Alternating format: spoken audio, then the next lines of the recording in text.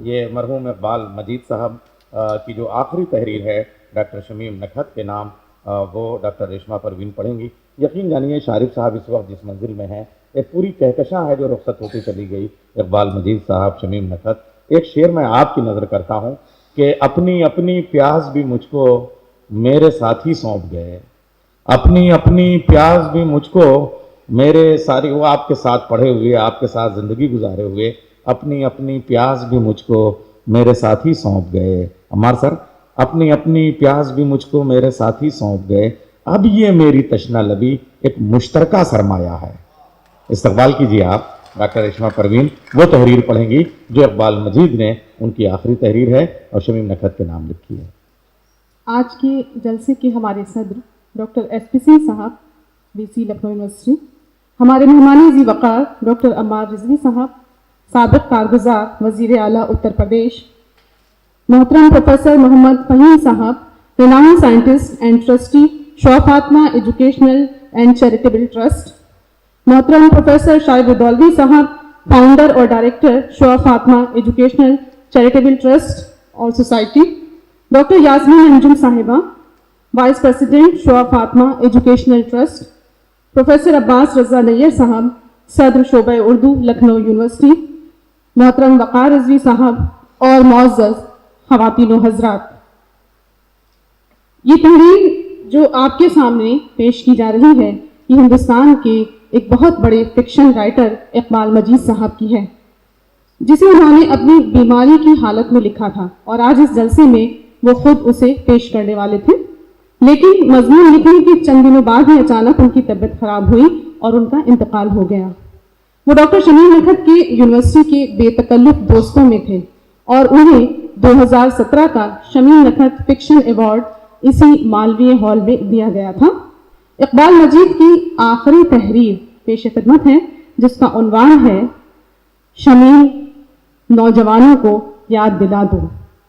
اس کا عنوان میں پھر سے پڑھ رہی ہوں، شمیم نوجوانوں کو یاد دلا دو۔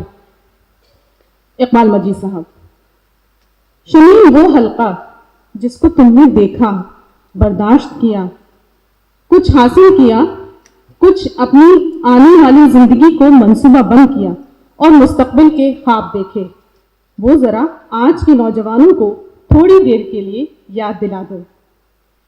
ان کو اس وقت کے لڑکوں کے ہاسٹل دکھاؤ، لکھنؤ یونیورسٹی کے اندر پھیلی ہوئی پتلی پتلی راہداریاں دکھاؤ، بتاؤ کہ جب وہاں پروفیسر ڈی پی مکھرجی آتے تھے، ایک ڈبہ کارواں سگریٹ کا ختم کر کے خالی ڈبے کے ساتھ پڑھا کر گھر واپس جاتے تھے۔ شمیم، تم نے تو وہ ہنگامے دیکھے تھے، تمہارے پاس ایشیائی تمکنت اور وقار تھا، آنکھ ملا کر بات کرنے کی جرت تھی، ادبی محفلوں میں شرکت کا سلیقہ تھا، اور سب سے بڑی بات یہ کہ زمانے کی مزاجدہ تھی۔ شمیم، اب تو خیر تم قبر میں چلی گئی، لیکن جب تم شارف کے ساتھ ساتھ تھی تو تم نے کتنی تیزی سے ہم لوگوں کے اس ادبی رویے کو سمجھنے کی کوشش کی تھی جو رویہ ادب میں ادیب کو احترام آدمیت کی طرف لے جاتا تھا۔ تم نے کہا تھا ہم لوگ بڑے خوش قسمت ہیں جو ہمیں احتشام حسین اور آل احمد سرور جیسے اساتذہ کی رہنمائی حاصل ہے۔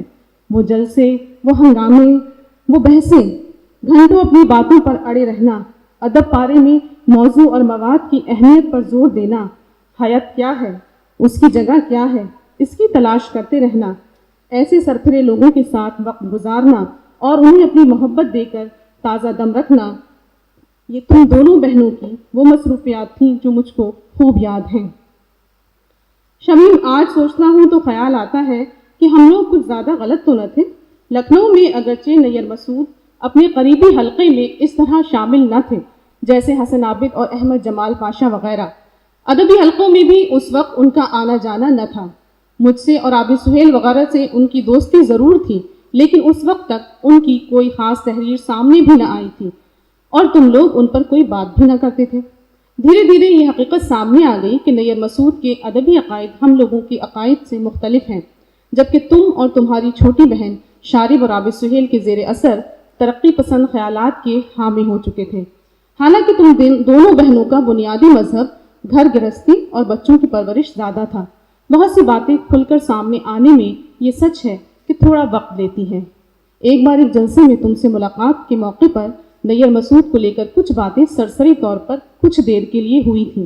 تب میں نے اشارتاً تم سے کہا تھا کہ ہم لوگ شاید زیادہ غلط نہیں ہیں۔ ہر مواد اپنی حیت ساتھ لے کر آتا ہے، اس میں اثر انگیزی مواد کی وجہ سے ہوا کرتی ہے، نہ کہ حیت کی ندرت کے سبب۔ خیر، یوں تو یہ پرانی بحث تھی جس کے بارے میں کئی بار خود تم نے بھی سنا ہوگا۔ یہ باتیں تو اس وقت بہت سرگرم تھیں جب تم ہم لوگوں کے ساتھ ادبی مشغولیتوں میں شامل تھی۔ تمہاری عزت اور احترام ہماری نظروں میں اس لیے نہیں ہے کہ تمہاری کوئی بہت بڑی ادبی اہمیت تھی، بلکہ اس لیے ہے کہ تم نے ہوش مندی کے ساتھ شارب کی زندگی کے مسائل کو شیئر کیا ہے، اس کے اندیشوں کو مٹایا ہے۔ اس معاملے میں تمہاری چھوٹی بہن تو اور بھی قابل تعریف ہے، کیونکہ شارب مالی طور پر زیادہ خوشحال تھے، جبکہ عابد سہیل کو سخت مالی تنگیوں سے گزرنا پڑتا تھا اور اس کے ساتھ رسالہ نکالنے کے مہنگے شوق کو بھی جھیلنا پڑا۔ عابد کی بیوی یعنی تمہاری بہن نے شوہر کی موت کے بعد مجھ سے فون پر کہا تھا، کتابوں کے علاوہ اور کچھ نہیں چھوڑ گئے ہیں، سو کچھ کتابیں آپ کو بھی بھیج رہی ہوں۔ تم خوش قسمت ہو کہ تمہاری موت کے بعد تمہیں زندہ رکھنے کے جتن میں تمہارا شوہر دن رات لگا ہوا ہے۔ شمیم، ایک بات بہت صاف ہے، شارب خوب جانتے ہیں کہ تمہارا میموریل یا تمہاری یادگار قائم کرنے سے وہ تم کو دوبارہ زندہ کر کے ہم لوگوں کے درمیان نہیں لا سکتے۔ دراصل یہ اسی احترام آدمیت کے سلسلے کو زندہ اور تابندہ رکھنے کی ایک کوشش ہے جس کے لیے ہم سب اپنی جوانی میں ایک صف میں کندھے سے کندھا ملا کر کھڑے ہوئے تھے۔ شمیم، انسان کے پاس امید کے علاوہ اور بھلا رکھا کیا ہے؟ ہیروشیما ایک پل میں تباہ ہو گیا تھا، آج اس سے بھی زیادہ خطرناک تباہی اور بربادی کے خطرے انسان کی زندگی پر منڈلا رہے ہیں، لیکن وہ امید کا دامن تھامے ہے، امن کی امید کا، کامگاری کی امید، پرسکون مستقبل کی امید، حیوان سے انسان بننے کی امید۔ لیکن شمیم، کیا یہ غلط ہے کہ تمہارے بچپن میں جو مشکلات ہوا کرتی تھیں، جو پریشانیاں جھیلنا پڑتی تھیں، وہ اب نہیں ہیں؟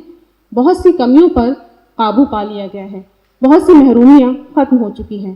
کیا ہم 100 سال پہلے کے آدمی سے بہتر زندگی نہیں جی رہے ہیں؟